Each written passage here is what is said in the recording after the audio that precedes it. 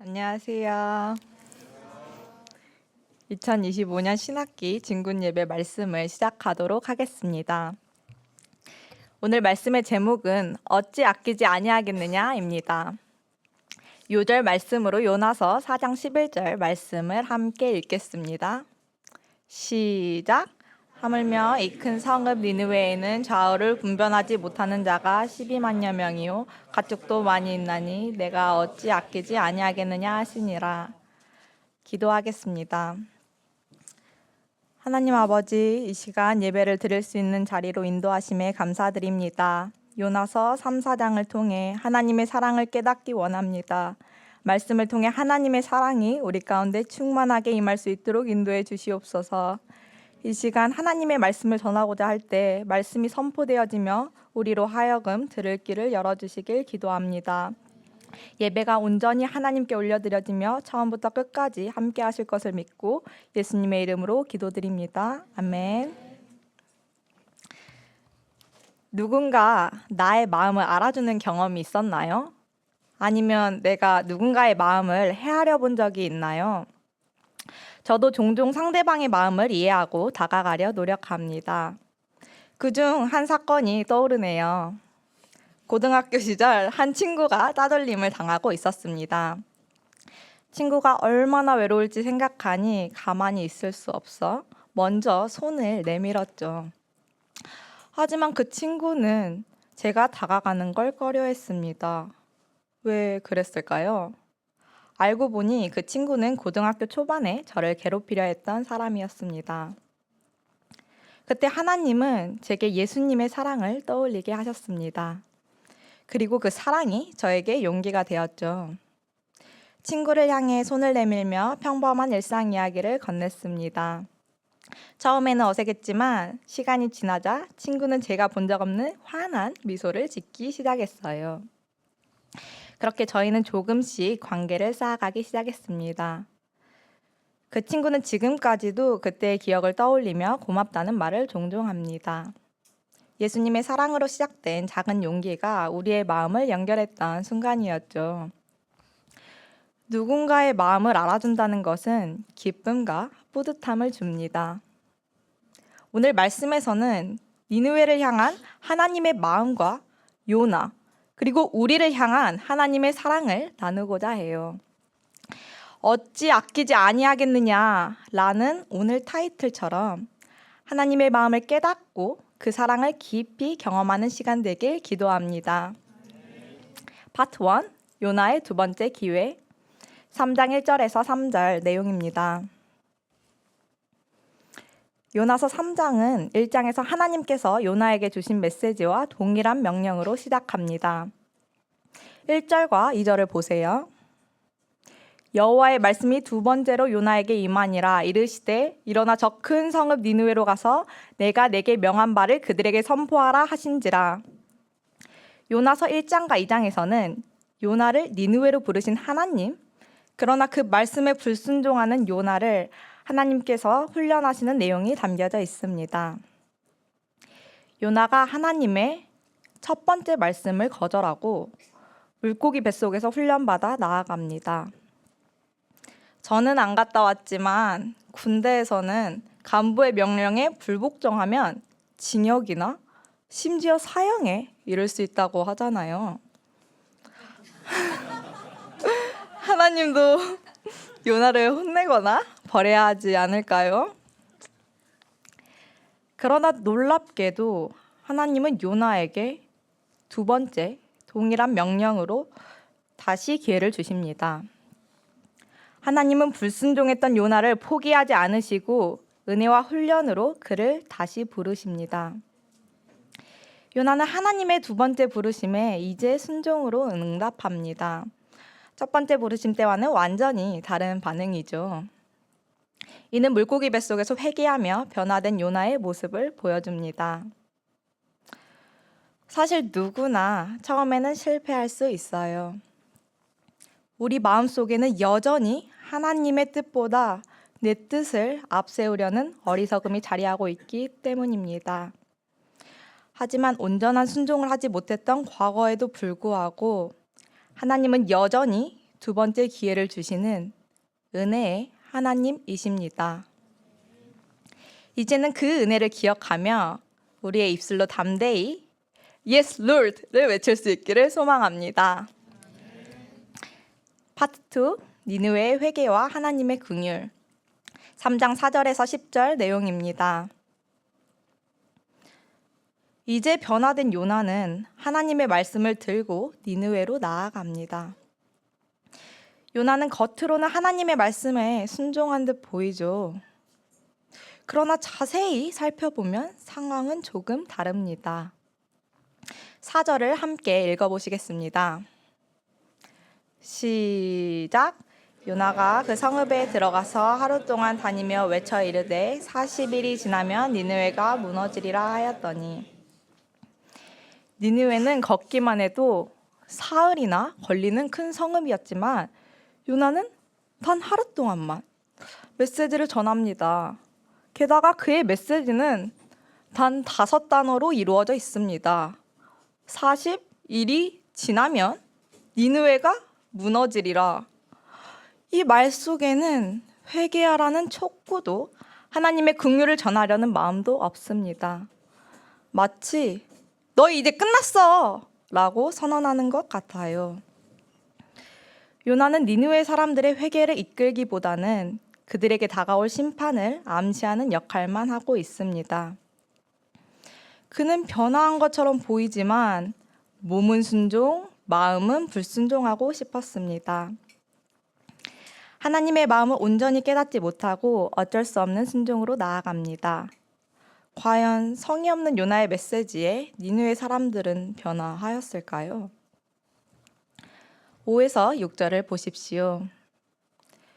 니느웨 사람들이 하나님을 믿고 금식을 선포하고 높고 낮은 자를 막론하고 굵은 베옷을 입은지라.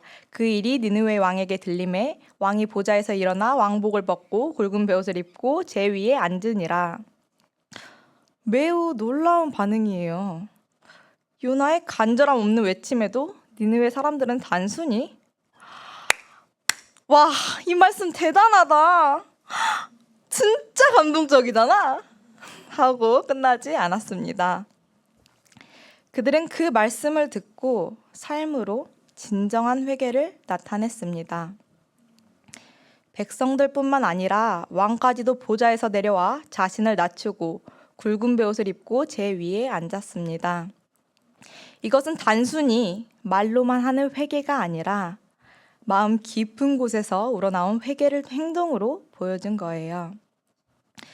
이 모습은 요나의 대충 전한 메시지와는 극명히 대조됩니다.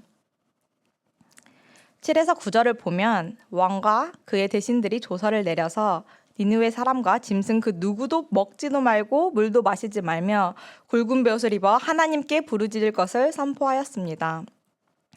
왕의 명령으로 철저한 회개운동이 이루어집니다. 강포하다는 뜻은 몹시 우악스럽고 사납다라는 의미를 가진다고 해요. 그들은 하나님을 떠나 강하고 포악스럽게 삶을 살아왔습니다. 그러나 이제는 그 모든 모습을 하나님 앞에 인정하고 온전한 회개로 나아가고자 간구합니다. 10절을 보십시오.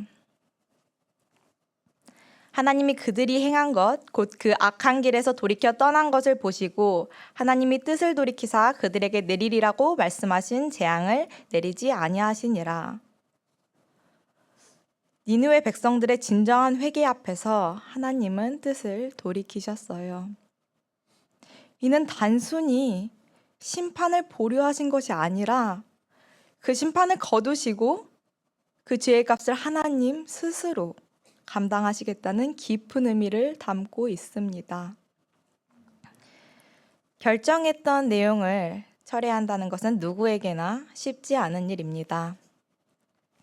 그것은 자존심이 상할 수도 있고 신뢰와 권위가 흔들릴 위험을 감수해야 하기 때문이죠.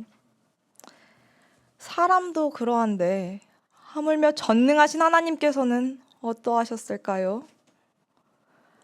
니느웨 백성을 심판하시겠다는 하나님의 말씀은 너무나 정당하고 당연한 선언이었습니다. 그들의 악행과 강포함은 심판을 받아 마땅했기 때문입니다. 그러나 하나님은 자신의 권위보다 니느웨 백성을 더 사랑하셨어요. 그들을 아끼는 마음 때문에 하나님의 뜻을 돌이키셨습니다.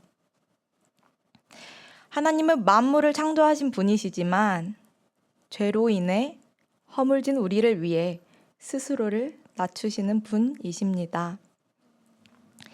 심판이 아닌 사랑으로, 재앙이 아닌 은혜로 우리 죄를 감당해 주세요. 하나님은 회개할 가능성이 전혀 없어 보였던 니느웨 백성들을 마음을 변화시키셨고 그들을 용서하셨습니다. 요즘 캠퍼스는 어떻나요? 복음 전하기가 정말 어렵지 않나요?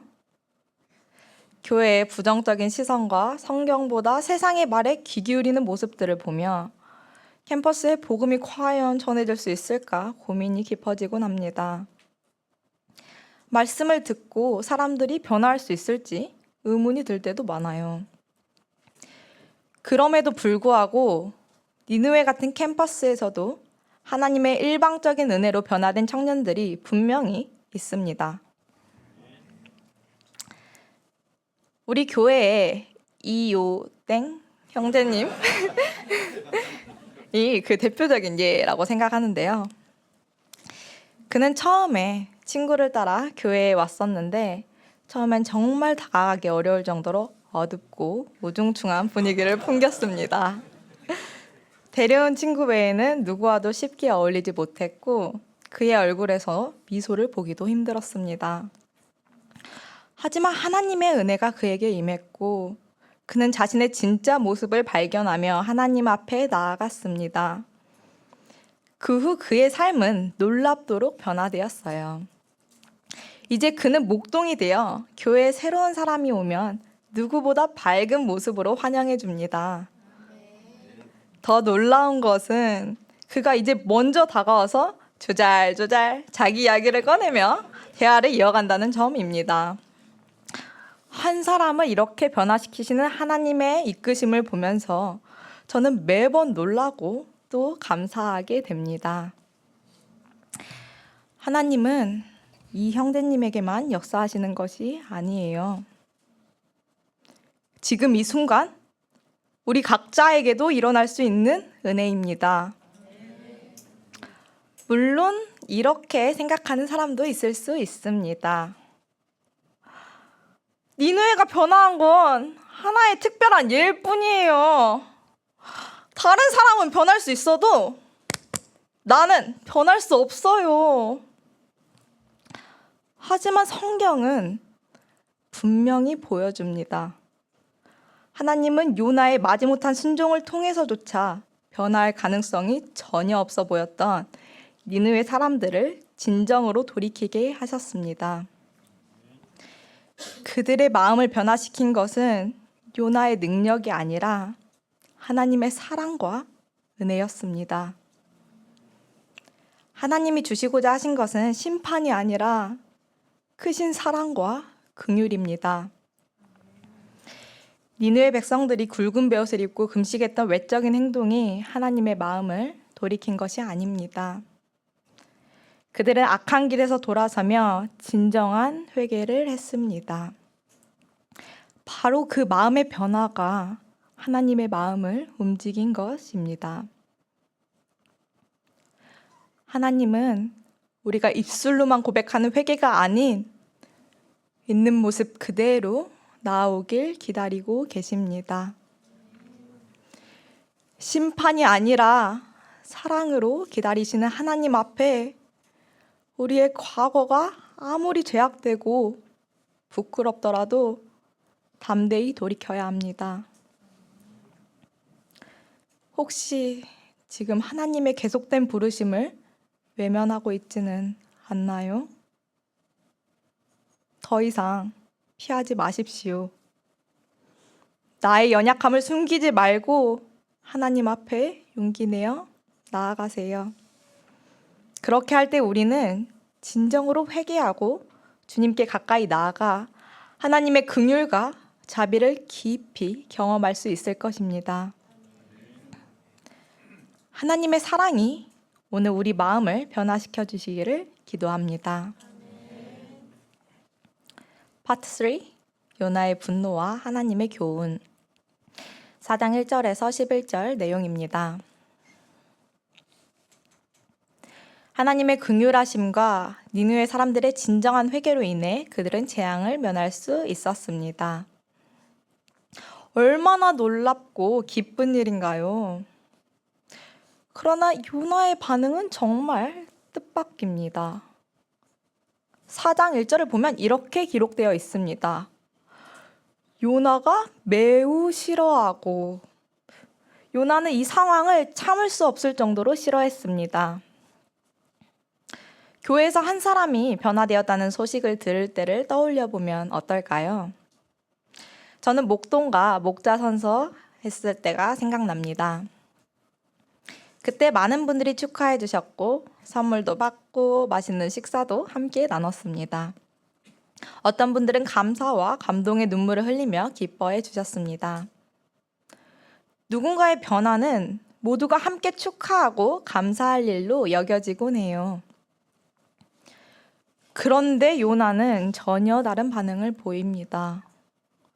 선지자인 요나가, 그것도 12만 명이 넘는 사람들이 구원을 받고 하나님께로 돌이켰는데도 기뻐하기는커녕 매우 불편해하고 있는 것입니다.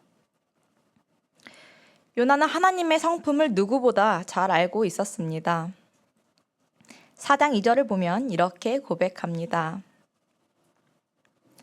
주께서는 은혜로우시며 자비로우시며 노하기를 더디하시며 인애가 크시사 뜻을 돌이켜 재앙을 내리지 아니하시는 하나님이십니다.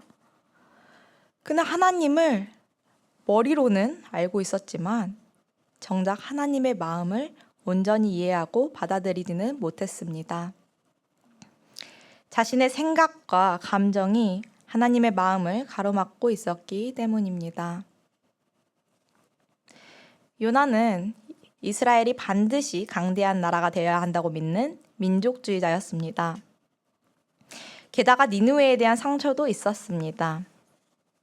이스라엘은 니느웨에게 오랜 기간 괴롭힘을 당하며 억압 속에서 살아왔습니다.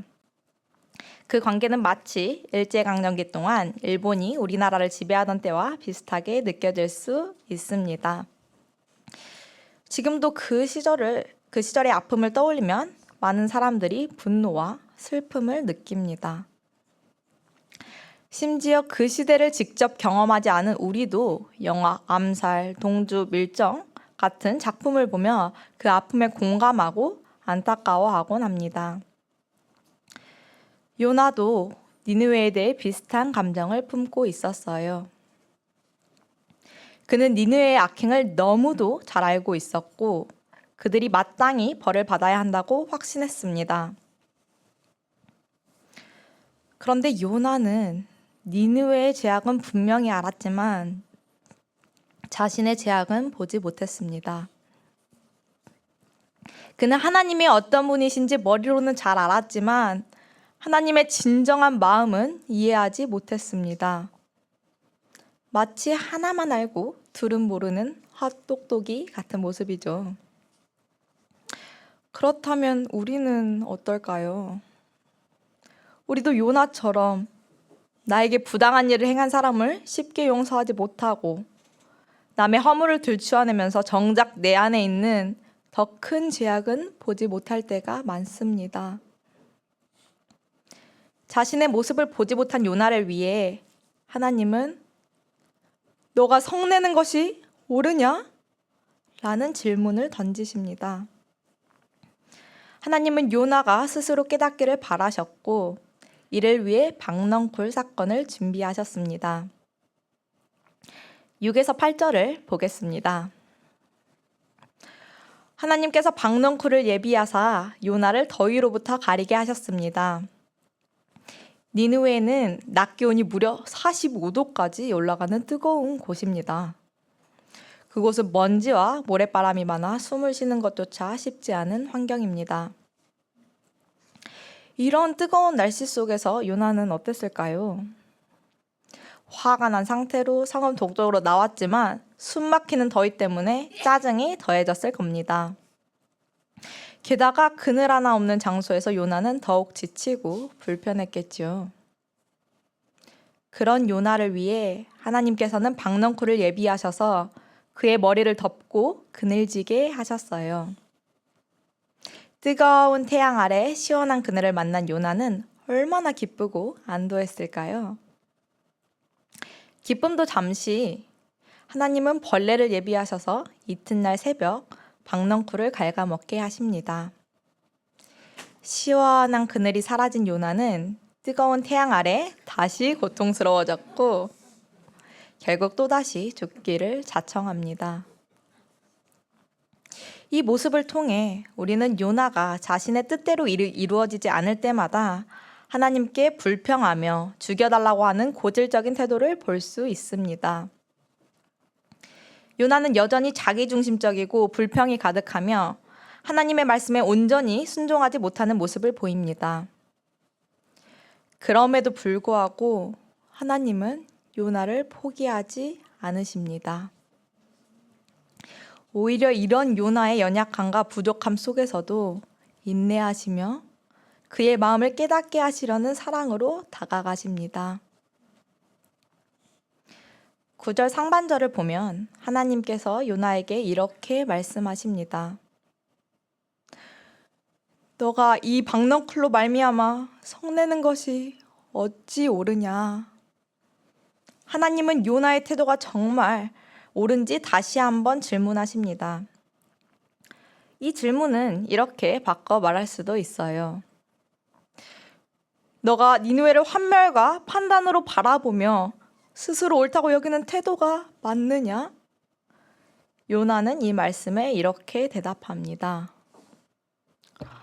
옳다 뿐이겠습니까? 저는 화가 나서 죽겠습니다. 요나는 여전히 자신의 감정과 판단에 갇혀 있었습니다. 그는 니느웨를 바라보는 하나님의 마음을 깨닫기는커녕 자신의 분노를 합리화하며 극단적인 태도로 응답합니다. 그러나 하나님은 그런 요나를 포기하지 않으세요. 오히려 박넝쿨 사건을 통해 요나에게 하나님의 마음을 알려주고자 하십니다. 10에서 11절 말씀을 다 함께 읽어보겠습니다. 시작!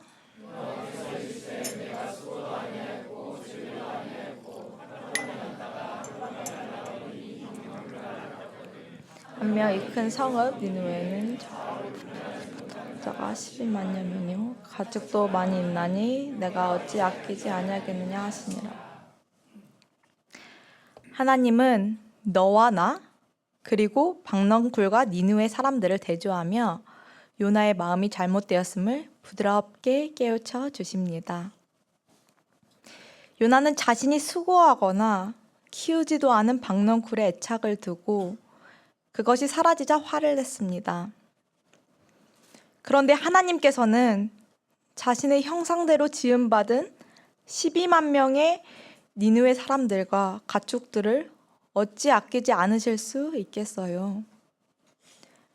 하나님은 니느웨 사람들 역시 사랑의 대상임을 분명히 하십니다. 그들은 하나님을 알지 못하고 좌우를 분별하지 못하는 연약한 존재들이지만 하나님의 마음은 그들을 버릴 수 없을 만큼 크고 깊습니다. 우리는 모두 평소에 소중히 여기고 아끼는 것이 있죠. 저도 음악을 전공하는 사람으로서 바이올린을 정말 애지중지합니다. 연습이 끝난 후에는 먼지가 쌓이지 않도록 조심스럽게 닦아주고 신경 씁니다. 여름에는 제습기를, 겨울에는 가습기를 사용하며 악기가 항상 최상의 상태를 유지하도록 노력합니다. 한 번은 비행기를 탈 때 저는 일반석에 탔지만 바이올린은 1등석에 보관된 적도 있었어요. 그만큼 소중하게 여겼기 때문입니다. 각자에게 소중하고 아끼는 무언가 있을 것입니다. 그것이 가족일 수도 있고 소중한 친구일 수도 있겠지요. 애완동물을 키우는 사람에게는 강아지나 고양이가 가장 소중한 존재일 수 있습니다. 그들의 건강을 위해 먹이를 챙기고 시간을 내어 산책을 하는 것처럼요. 또한 모든 정보가 담겨져 있는 핸드폰, 나를 지켜줄 것 같은 돈, 또는 취미로 모은 굿즈 같은 물건도 소중히 여길 수 있습니다. 우리가 소중하게 여기는 것들에 대해 어떻게 행동하나요? 그 대상에 마음을 쏟고 관심을 기울입니다. 거기에 돈과 시간, 심지어 에너지를 아낌없이 투자합니다. 여기서 우리는 질문해 볼 수 있습니다. 그럼 하나님은 무엇을 아끼실까?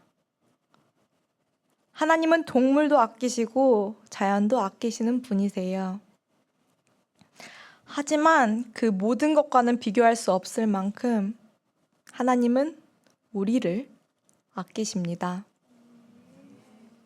창세기 1장 27절과 31절 상반절 말씀을 함께 읽어보겠습니다. 시작! 하나님이 자기 형상 곧 하나님의 형상대로 사람을 창조하시되 남자와 여자를 창조하시고 하나님이 지으신 그 모든 것을 보시니 심히 좋았더라. 하나님은 모든 피조물을 보시고 기뻐하셨지만 그 중에서도 하나님의 형상을 닮은 사람을 창조하신 후 매우 기뻐하셨습니다. 하나님께서는 그 형상대로 지음받은 우리를 특별히 사랑하고 아끼십니다. 죄악으로 가득한 니느웨를 사랑하셨던 하나님께서 이곳에 모인 우리를 그리고 나를 너무나 아끼고 사랑하십니다. 그런데 우리가 과연 하나님 앞에서 사랑받고 아낌받을 대상일까요? 사실 그렇지 않아요. 우리의 모습은 냄새나고 추악하며 거짓과 교만, 이기심, 시기와 질투, 정욕의 눈이 멀어 하나님이 심판하셔도 아무런 변명조차 할 수 없는 존재들입니다. 그럼에도 불구하고 하나님은 그런 우리를 포기하지 않으십니다. 사랑받을 자격이 전혀 없는 우리를 끝까지 긍휼히 여기시고 내팽개치지 않으십니다. 우리의 어리석은 외면과 불순종에도 불구하고 하나님은 여전히 손을 내밀고 계세요. 그 이유는 바로 하나님의 무조건적인 사랑 때문입니다. 하나님은 우리를 얼마나 사랑하시는지 예수님을 이 땅에 보내심으로 증명하셨습니다.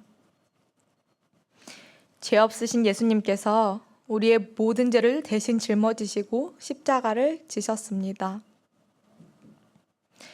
그분은 자신의 목숨을 우리와 바꾸셨습니다. 그렇다면 우리가 특별해서일까요? 남들보다 더 잘났거나 착한 일을 많이 해서일까요? 전혀 그렇지 않습니다. 하나님께서 예수님을 보내신 이유는 단 하나입니다. 그저 우리를 너무 사랑하시고 너무 아끼시기 때문입니다. 그 사랑은 조건 없는 사랑입니다. 다른 누군가를 위해서가 아니라 바로 나를 위해 예수님께서 십자가를 지신 것입니다. 예수님은 누구보다도 하나님의 마음을 깊이 이해하셨습니다.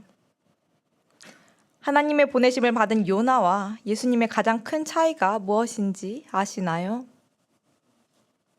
그것은 바로 요나는 하나님의 마음을 알지 못했지만 예수님은 하나님의 마음을 알고 이 땅에 오셨다는 것입니다. 예수님은 하나님의 사랑을 온전히 하셨고 그 사랑에 순종하여 우리를 위해 십자가를 지셨습니다. 예수님은 우리를 너무나 아끼시기에 죄에 대한 온전한 형벌을 스스로 감당하셨습니다. 그리고 그 대가로 모든 이들에게 값없는 구원의 선물을 주셨습니다. 하나님의 마음이 이렇게 뜨겁게 우리를 향해 불타오르고 있는데 우리는 언제까지 그 사랑을 외면하고 지나칠 건가요? 언제까지 모른 척하며 뒤돌아설 건가요?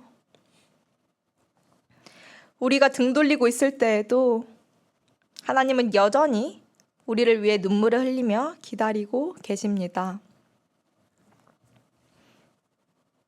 하나님은 예수님 안에서 우리에게 말씀하십니다. 내가 어찌 아끼지 아니하겠느냐?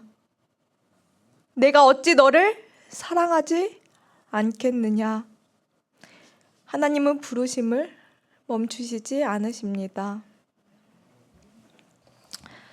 저는 믿음이 좋은 부모님들 사이에 태어나 가족과 주변 사람들로부터 무한한 사랑과 관심을 받으며 자랐습니다. 음악을 하셨던 엄마의 영향으로 연주를 보는 기회가 잦았고 한 연주회를 보고 세계적인 음악가가 되어 하나님 앞에 쓰임받고 싶다는 생각을 하였습니다. 음악을 시작한 저는 전폭적인 지원을 받으며 연습할 수 있었고 하나님의 은혜로 광주예고에 합격할 수 있었습니다. 바쁜 고등학교 시간 저는 나름대로 영육간에 할 수 있는 노력을 하였지만 결과는 재수였습니다. 재수 기간 동안 매일 8시간이 넘는 연습량과 수능 공부, 좋은 선생님의 레슨까지 제가 할 수 있는 에너지를 다 쏟았고 거기에 더해져 밤낮으로 간절히 하나님께 기도하고 말씀을 가까이 하였습니다. 그러나 또다시 모든 학교 불합격이라는 결과가 저를 절망에 빠뜨렸습니다. 어려운 마음을 가지고 가족과 함께 방향을 놓고 기도 중 하나님은 독일이라는 새로운 길로 인도하셨습니다. 독일에서의 시작은 꽃길이라고 생각했었습니다. 그러나 실제로는 광야였습니다. 해결되지 않은 입시 문제, 언어적인 의사소통, 거기에 더해진 교회 사람들로부터의 상처, 사람과의 소통을 중요하게 생각했던 저는 교회 안에서 강하고 정죄하는 말투와 저의 모든 행동에 비인격적인 말과 눈빛으로 문제 삼는 그들에게 상처받았고 사과받아야 마땅하다고 여겼습니다. 그러나 그저 사랑하기 때문에 곡으로 바이올린 특주를 섬길 때 가사가 저의 고백이 되었습니다. 왜 십자가를 지셨나? 하늘 귀한 영광 버리고 왜 십자가를 지셨나? 하나님의 아들임을 버리고 그저 사랑하기 때문에 너무 사랑하기 때문에 이토록 못나고 약한 날 위하여 십자가를 택하셨네. 저의 제약된 모습에도 아무 이유 없이 사랑하셔서 목숨과 바꾸신 예수님의 사랑이 제 안에 뜨겁게 채워졌습니다. 그럴 때 내게 상처를 줬던 그들을 십자가 사랑으로 사랑하게 되는 기적을 경험하게 되었습니다. 예수님의 사랑이 임할 때 기쁨과 찬양이 끊임없이 흘러나왔습니다. 인간적으로 볼 때 아무것도 해결되지 않고 의지할 곳 없는 독일 생활 속 하나님만 찾을 수밖에 없었습니다. 그럴 때 나의 모든 상황 속에서 함께 하시는 하나님을 깊이 만나게 되었습니다. 제가 그저 사랑하기 때문에 곡을 악기로 연주해 보도록 하겠습니다.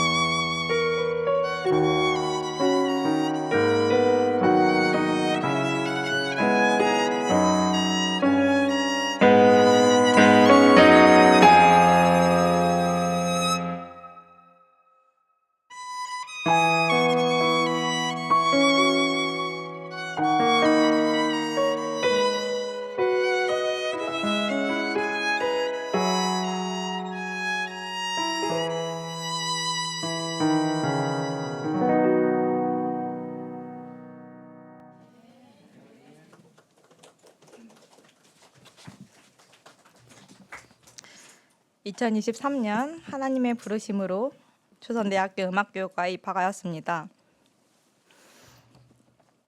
저는 캠퍼스 영혼을 위해 가장 먼저 할 수 있는 일은 기도라고 생각했습니다.